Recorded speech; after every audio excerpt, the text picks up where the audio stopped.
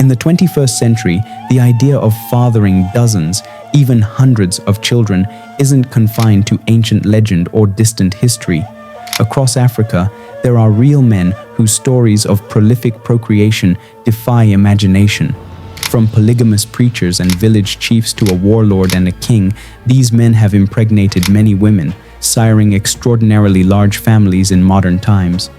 Some pursued polygamy as a cultural tradition or personal mission, while others left a trail of children through war or political power. Each case is dramatic in its own right, filled with controversy, cultural nuance, and social implications. We are going to meet 9 African men known for fathering an astonishing number of children in the 21st century. Prepare for a gripping exploration, from a Nigerian super dad with over 200 children to an Angolan patriarch whose funeral drew 1,000 descendants. We begin our chronicle of these remarkable and often controversial fathers with a man who challenged both religious law and mathematical odds in his pursuit of a supersized family. Welcome to the world of research. Welcome to the large family of Win, Wisdom in Narrations.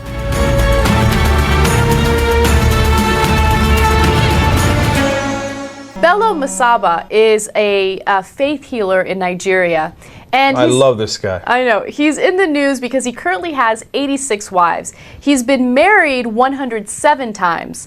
And he has, oh God, when I read about this, I kind of feel sad for him, but he has 185 kids. 133 of them are still living. Our first story takes us to Nigeria, where Mohammed Bello Abubakar, also known as Malam Muhammadu Bello Masaba, gained fame as a super polygamist.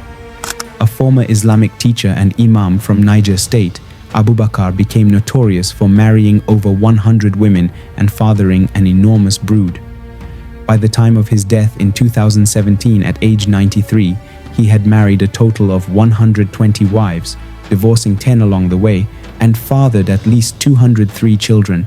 Some of his wives were reportedly pregnant even as he passed away, hinting that his final tally of offspring could be even higher. Abubakar's polygamy stirred up major controversy in Nigeria. Islamic law, Sharia, in his region permits up to 4 wives, so his 80-plus extra marriages drew the ire of religious authorities. In 2008, he was arrested and put on trial by an Islamic Sharia court. To hell with anybody supporting Bello! Allahu Akbar! Ordered to divorce all but 4 of his wives. He refused, defending his lifestyle with unwavering conviction. In an interview from prison, the aging cleric famously proclaimed, "If God permits me, I will marry more than 86 wives. A normal human being could not marry 86, but I can only by the grace of God." His wives, many of them decades younger than him, supported him wholeheartedly. That a man with 86 wives, without using anything, is God that brought us to him. Look at me now. Who is a man can put me inside? They told reporters he was a caring husband and father, and that they had sought him out due to his reputation as a healer. As you can see us, look at my younger ones. Do you look like a slave? My father is a real Muslim. He knows the front and the back of Quran. So he can tell the whole world about the God and the Prophet. So what are they saying, that he's not a real Muslim? The social implications of Abubakar's case were significant. He challenged religious norms, leading to public debates on polygamy and its limits. Local Islamic leaders even pronounced a death sentence fatwa on him at one point, deeming his household an affront to Islam. Yet, Abubakar remained defiant. Crowds of supporters and curious onlookers gathered during his court cases, and his eventual acquittal on constitutional grounds, polygamy itself wasn't a federal crime, was seen as a clash between religious authority and personal freedom. By the end of his life, he resided in an entire apartment complex with his massive family. Abubakar claimed he never actively pursued women. Instead, he said, "It was my fame as a healer that drew them to me." True or not, the result was a family so large that it could populate a village. At least 203 children carry his surname, an almost dynasty-like legacy born out of one man's interpretation of faith and family. Mohammed Bello Abubakar's story is one of controversial faith and extreme polygamy within a community. But not all cases of explosive fatherhood stem from consensual marriage. Our next tale ventures from a peaceful Nigerian household to the war-torn wilderness of Central Africa, where fatherhood takes a much darker turn amid conflict.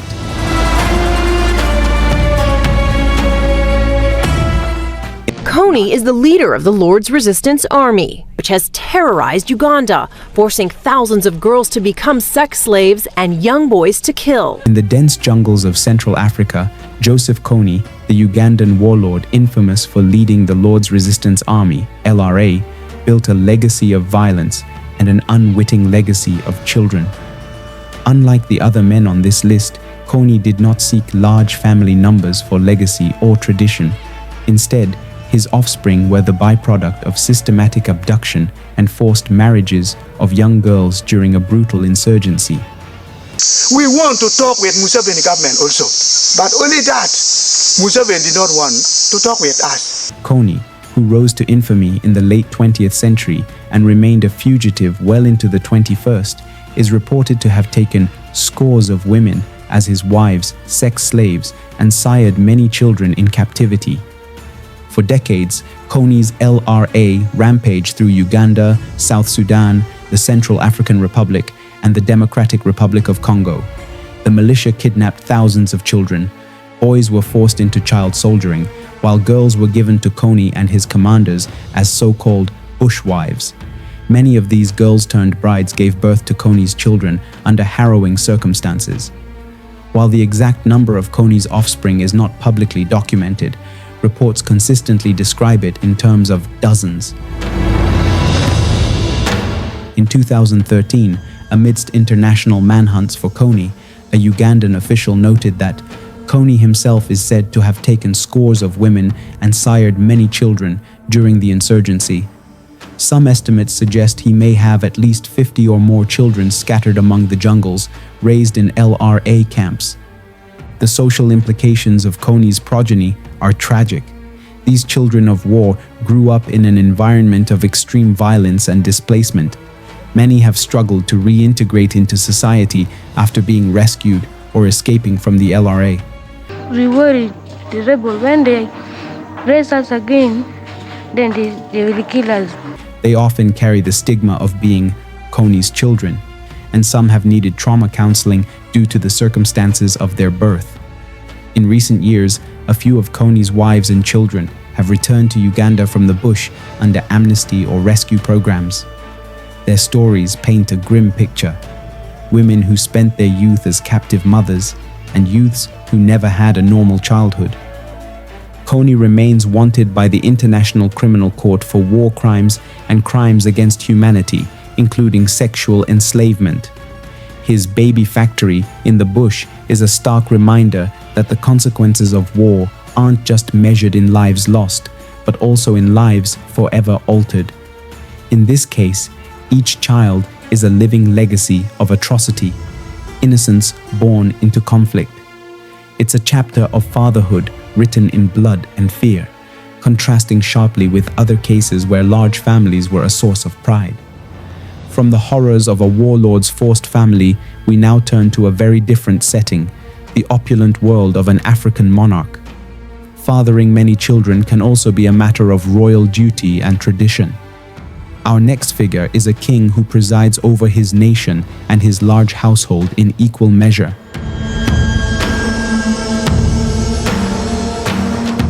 While the daughter of the former South African President Jacob Zuma is set to marry the king of Eswatini, formerly known as Swaziland, she will be the 16th wife of the 56-year-old monarch. In the small southern African kingdom of Eswatini, formerly Swaziland, King Mswati III rules as Africa's last absolute monarch and heads a royal family that keeps growing. Mswati III is renowned and sometimes rebuked for his lavish lifestyle and polygamous household. As of the mid-2020s, the 55-year-old king has at least 15 wives and 36 children, along with a number of unofficial concubines. Royal tradition in Eswatini holds that the king can choose a new bride from among his subjects, often at the annual Reed Dance Festival, and Mswati has frequently exercised this privilege. His fathers and grandfathers did the same. In fact, his father, King Sobhuza II, reportedly married 70 wives and had over 100 children in his time. Mswati III appears to be upholding family tradition, albeit on a smaller scale. Life in Mswati's royal harem is a mix of tradition and modern excess. The king's wives enjoy grand palaces, luxury cars, and international shopping trips, even as much of the population of Eswatini lives in poverty. This stark contrast has made Mswati's polygamy a source of criticism. By 2025, international observers noted that Mswati's 15 wives and 36 children come with a huge price tag. The king's household budget was around $61 million, dwarfing the country's health budget. In a country where over 40% of citizens have been impacted by HIV/AIDS and nearly 25% rely on food aid, many question the morality of funding the king's expansive family lifestyle. Christian groups and pro-democracy activists within Eswatini have also criticized the king, arguing that his example encourages HIV risk through multiple partners and siphons national resources. Yet, culturally, many Swazis accept or even revere the king's family practices. Polygamy has long been part of traditional Swazi culture. King Mswati himself publicly defends it. In one interview, he argued that polygamy is part of his culture and does not conflict with his belief in gender equality. He has said that people who criticize polygamy are imposing their own cultural standards. Indeed, within his royal circle, each wife has a role, and palace protocol maintains harmony among the queen consorts. Some of Mswati's elder children, he has sons and daughters in their 30s down to toddlers, have gone on to lead public lives. One of his daughters even married into another prominent family. She became the 16th wife of a Zulu prince, drawing media attention. In the drama of African leadership, Mswati III stands out as a modern king, balancing ancient customs with modern scrutiny. A man with 36 royal heirs and counting, who insists that, for him, polygamy is not a vice, but a virtue of tradition. While King Mswati's polygamy is couched in tradition and wealth, not all large families are born of luxury. In a rural corner of Zimbabwe, one man has turned fatherhood into a competitive quest, a personal project to produce as many children as possible. His story shows polygamy taken to an extreme personal mission. In Zimbabwe's Mbire district, Mishek Nyandoro proudly calls himself the world's most fertile man, and he has the numbers to back it up. At 66 years old, this polygamist has 16 wives and a staggering 151 children, with more on the way. Nyandoro refers to his prolific procreation as a polygamy project. He began back in the 1980s. While most people his age think of retirement, Nyandoro sees fatherhood as his full-time job. In a recent interview, he matter-of-factly stated that he spends his days satisfying his 16 wives on a strict rotation, even claiming to schedule up to 4 wives per night on some days in hopes of continually expanding his brood. Nyandoro's daily life has been described with almost unbelievable vividness. He reportedly does not work a conventional job. Instead, his wives do all the cooking and chores, and he focuses on keeping them, and by extension, their reproductive capability, happy. The wives, for their part, seem cooperative in this highly unusual arrangement. According to Nyandoro, none of his wives use contraceptives, and all are on board with his dream of reaching perhaps 100 wives and hundreds more children. In fact, he was preparing to marry his 17th wife as of the last report. He shows no intention of stopping. Culturally, Nyandoro is part of the apostolic sect in Zimbabwe, a religious group known for permitting polygamy. However, even within that context, his case is extreme. Local media coverage depicted him as both a curiosity and a concern. On one hand, Nyandoro boasts that many of his adult sons now have government jobs who pamper him with gifts and cash as a reward for being their father. On the other hand, Critics question the economic sustainability and social impact of such a huge family.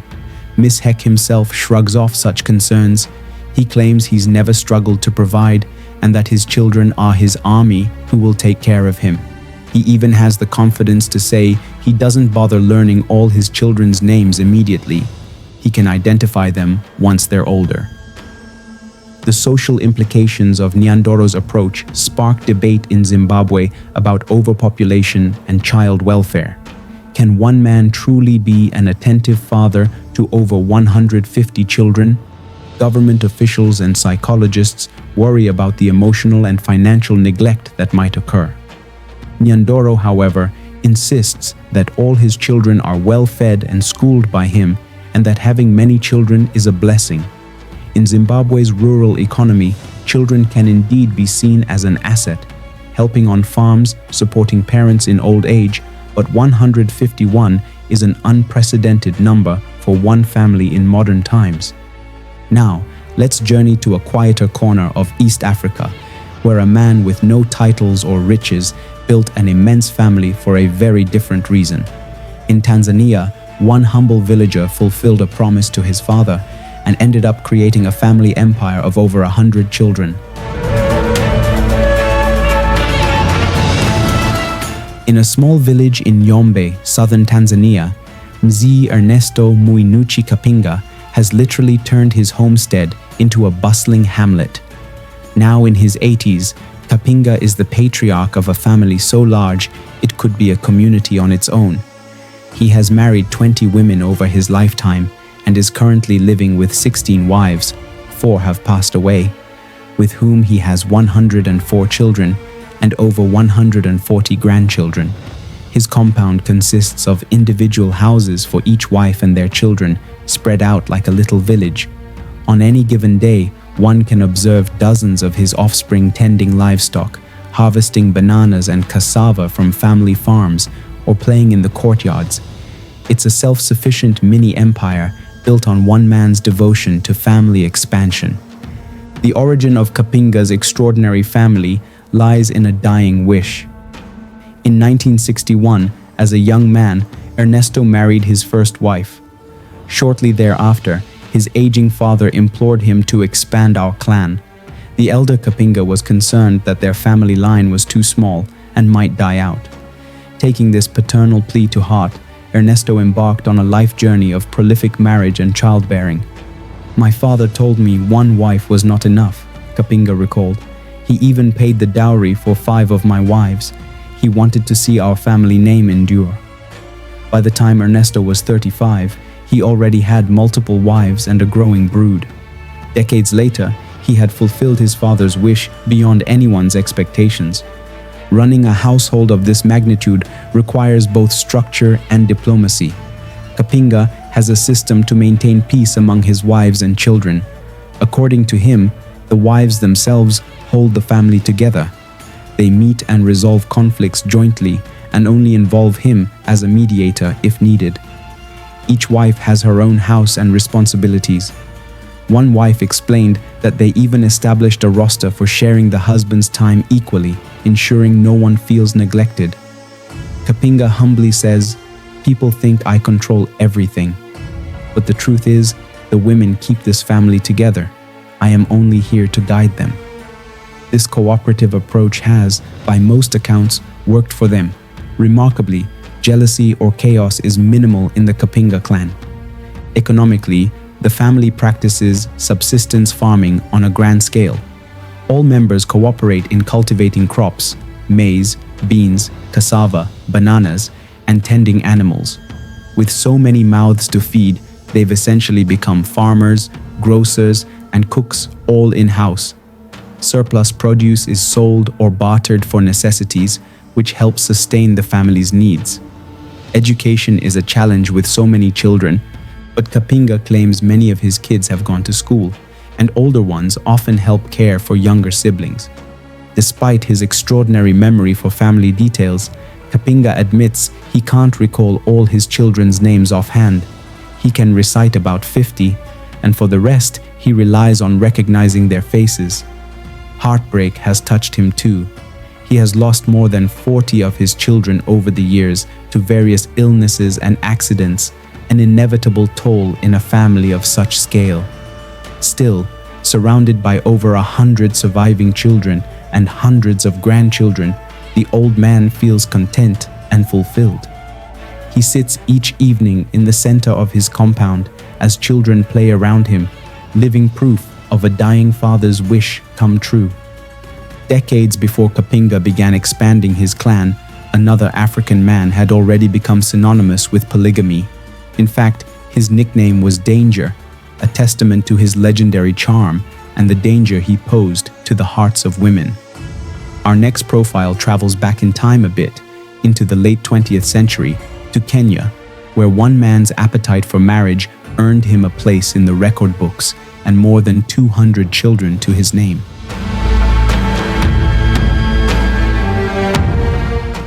Make no mistake, no one here is a guest. This is just part of Akuku Danger's nuclear family.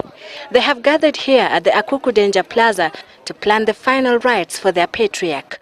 Asentas Akuku died last Saturday at the age of 92. The story of Asentas Ogwella Akuku, better known as Akuku Danger, sounds like a tall tale, but it's all too true. Akuku Danger was Kenya's most famous polygamist, an embodiment of the phrase larger than life. During his long life, 1916 to 2010, he reportedly married over 100 women, some sources say 130 marriages in total, and fathered around 200 children.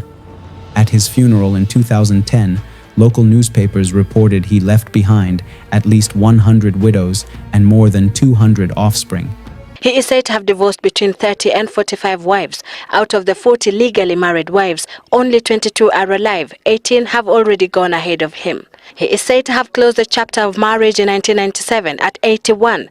He was only 19 when he married his first wife. How did he earn the nickname Danger? According to Akuku himself, it was his prowess with women. "I overshadowed many men when it came to women," he once bragged. "I was very handsome. I dressed well, and I knew how to charm women with sweet talk. No woman could decline my advances. I was a magnet." He was quoted by BBC as having said, "I'm called Danger because I defeated so many men. I was very handsome and so I could get many wives. When I passed, people would point at me and call me Danger." It was said that his mere presence was dangerous for other men's chances, hence the moniker. Akuku married his first wife in 1939. By age 22, he had 5 wives, and by 35, he had married 45 times. His final marriage was in 1992, when he was 79 years old and took an 18-year-old bride. Managing such a sprawling family required an almost military level of organization. Akuku Danger, a successful cattle trader in his prime, was highly disciplined in running his household. He built 2 elementary schools on his property exclusively to educate his children, as well as a church for his family's spiritual needs. He reportedly could name each and every one of his children, a point of pride, and maintained a roster for spending time with each of his wives and their children. One of his wives recalled that each wife had specific duties. One would cook for the husband, another would iron his clothes, others would tend to farm work, all on an organized schedule. That way, we avoided chaos, she explained of their polygamous home. Despite the enormous family size, former wives and children described Akuku as a strict disciplinarian who ran the family with an iron fist, but also as a caring man who made each wife feel special. If any wife misbehaved, he did not hesitate to divorce her. Reportedly, he divorced around 30 of his wives over the years for various reasons. By the end of his life, Akuku Danger's family had grown so large that it essentially formed its own sub-clan across parts of Homa Bay and Migori counties in Kenya. He grouped his households into different clusters. He had so many wives that they couldn't all live in one homestead, each cluster with its own property that he managed. His legacy is visible in the sheer number of descendants. At his death, besides his surviving wives and approximately 200 children, he had hundreds of grandchildren and great-grandchildren. In Western Kenya, he became a cultural icon, a symbol of virility and old-school polygamous tradition. In fact, Akuku Danger's life has been cited in discussions of world's largest families. Though he passed away in 2010, Akuku Danger's name remains larger than life in Kenya. He even has an entry in the Wikipedia lists of people with the most children. Naturally, he had many children with his many wives. We did our research because it's not a simple matter. But we found out that we were about 210 children. He was a proud father of 104 daughters and 106 sons. His eldest son, Tom Akuku, born in 1942, died last year. The youngest of his children is said to be only 4 months old. Polygamy and big families are not relics of the past. Today, in villages across Africa, there are still men carrying the torch of Akuku Danger's lifestyle. Take, for instance, a Ugandan man whose family has become so unwieldy that even he says, "Enough is enough."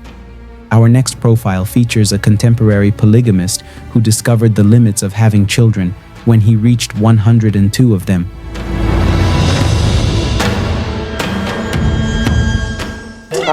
Kati dina abakazi 12. Abakazi awe 12 abo benzade nabo abaana 10 n'abaana 2. Abaana awe 12 kwegamba Mungu yangerera ne sadaka kwa abaana 4 kati nesigaza abaana 9 8. In the hills of eastern Uganda's Lusaka district, Musa Hassahya Casera is known as the man with enough children. At 68 years old, as of 2023, Musa has 12 wives and 102 children, along with 578 grandchildren. For most of his life, he actively expanded his family, but recently Musa made headlines by announcing he would stop having more kids, not due to lack of will, but because of the rising cost of living. "My income can no longer meet the demands," he admitted, after decades of proudly providing for what is arguably one of the largest families in Uganda. When alabanga enambe yempitirideko nga we mujibulidde mu mugate ogw'abaana awo na sawa yatuuka n'enteeka abantu awo mu famire nga njagala okwetaasa ate obutayongerako nambe eyo kulinnya kugenda waggulu. Musa's journey began like that of many polygamous men in his region. He married his first wife in the 1970s and gradually took more wives over the years, thanks in part to local customs. As a relatively prosperous cattle trader in his younger days, Musa found that fathers would offer him their daughters in marriage in exchange for bride price, often cattle. "I am a man of many women because fathers always send me their daughters in exchange for cows," he explained with a small, half-joking smile. Thus, his household grew, wife by wife, child by child. Each of his wives bore at least 9 children. One wife alone had 11. By age 17, Musa had his first child, and by his early 60s he had passed the 100-child milestone. Managing such a family is a daunting task. All of Musa's wives and children lived together in the same compound, a rarity even among polygamists, who often set up separate houses. He built a big, if rustic, homestead where each wife has a room in a long dwelling and space around for her immediate kids. Musa tried to keep a handle on things with basic rules. For example, he says he can't remember all the names of his 102 children, unsurprising, so he often identifies them by their mothers or uses nicknames. Education has been a luxury few of the children can consistently afford. Many of the older boys ended up working menial jobs to contribute to the family pot. Musa himself, now without a steady job and well into old age, relies on farming and the support of those older children to feed the younger ones. While Musa's family is enormous, it's not the biggest out there. In fact, there's a man in West Africa whose family might dwarf even Musa's. Our next story takes us to Ghana, where a village chief's polygamous prowess earned him the nickname King Solomon, a fitting title for someone with nearly 240 children.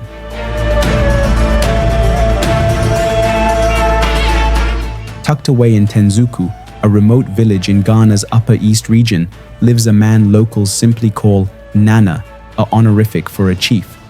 Nana is believed to head Ghana's largest family.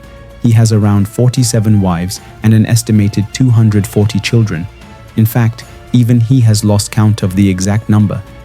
One reason for the uncertainty is that, in his culture, they traditionally count only the male children. Daughters, once married off, are considered part of their husbands' families.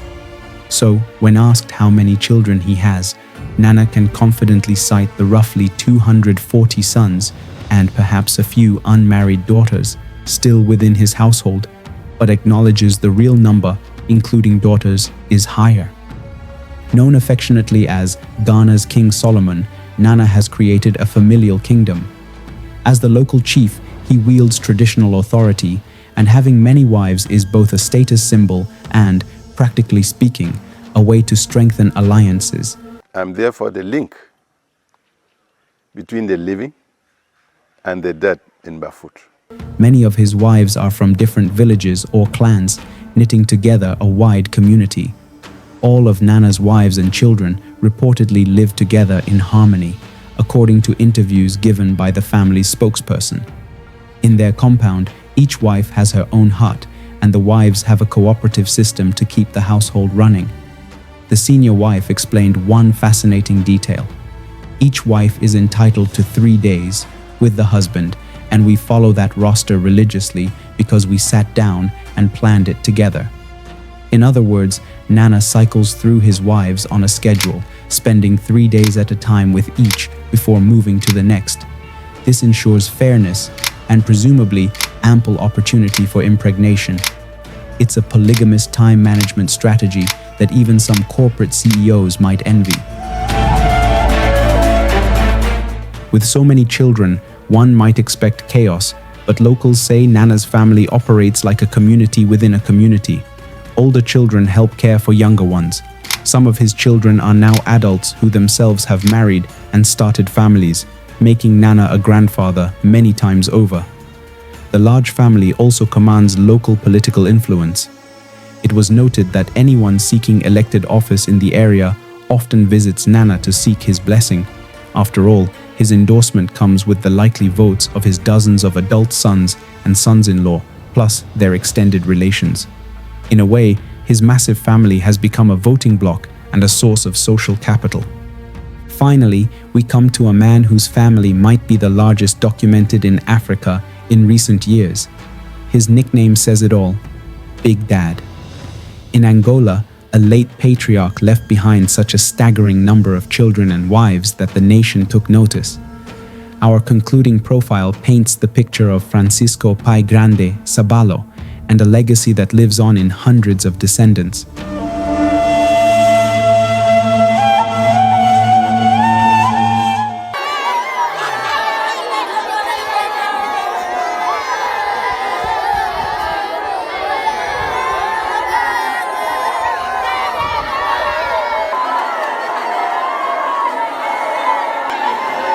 In the southern reaches of Angola, the late Francisco Chicuteni Sabalo was better known by his nickname Py Grande, Portuguese for Big Dad, and big he was.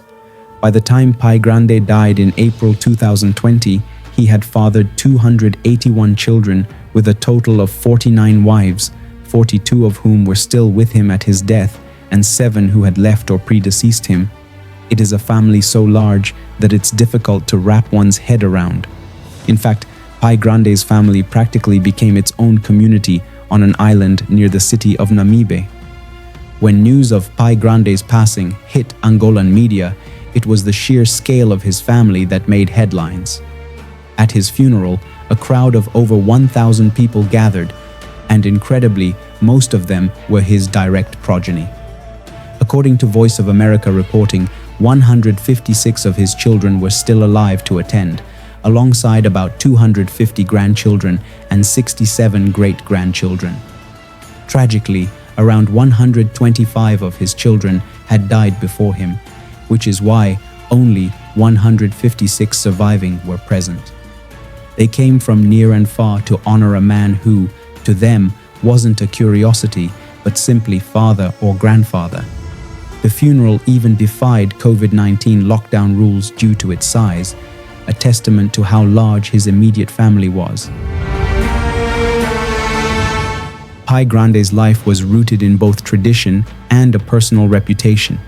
He was a Christian in the new ecclesiastic order of Angola, interestingly enough, but obviously that didn't stop him from polygamy, which is officially illegal in Angola, yet widely practiced in some areas. He managed to navigate those contradictions, possibly because he was well-liked and seen as a responsible patriarch. Community members described him as a complete human being who prized family and championed education. Indeed, despite the lack of formal recognition of his many marriages, he maintained a cohesive family unit. He had all his wives and children living on an island, Mungongo Island, where they farmed and raised livestock together. The extended family essentially ran their own farm collective, growing tomatoes, onions, peppers, corn, and raising goats and cows to feed themselves and to sell at market. Education was one of Py Grande's passions. In a 2015 interview, he said he spent a substantial amount, over $1,500 annually, on school supplies for his children. He expressed a wish that many of his children would go into science and technology fields, and by the time of his death, several daughters were studying medical sciences and sons learning computer science, at least at a high school level. One of his elder sons even became a school teacher. It's heartening to note that in this colossal family, education did not fall by the wayside, thanks largely to Py Grande's emphasis on it. From Nigeria to Namibia, from palaces to rural hamlets, these 10 stories of African men who impregnated many women present a panorama of motives and outcomes. Some, like Mohammed Bello Abubakar and Mishek Nyandoro, saw prolific fatherhood as a divine or personal mission, courting controversy yet steadfast in their goals. In the end, whether we view these men as cautionary tales, figures of admiration, or something in between, their legacies are undeniably remarkable. They have, quite literally, peopled the earth in their corners of the world, and their stories ensure that the conversation about polygamy, parenthood, and personal responsibility in the 21st century remains as alive as the hundreds of children they've fathered. Thanks for watching. I wish you better life, foods, and money. Stay in the Big Wins family.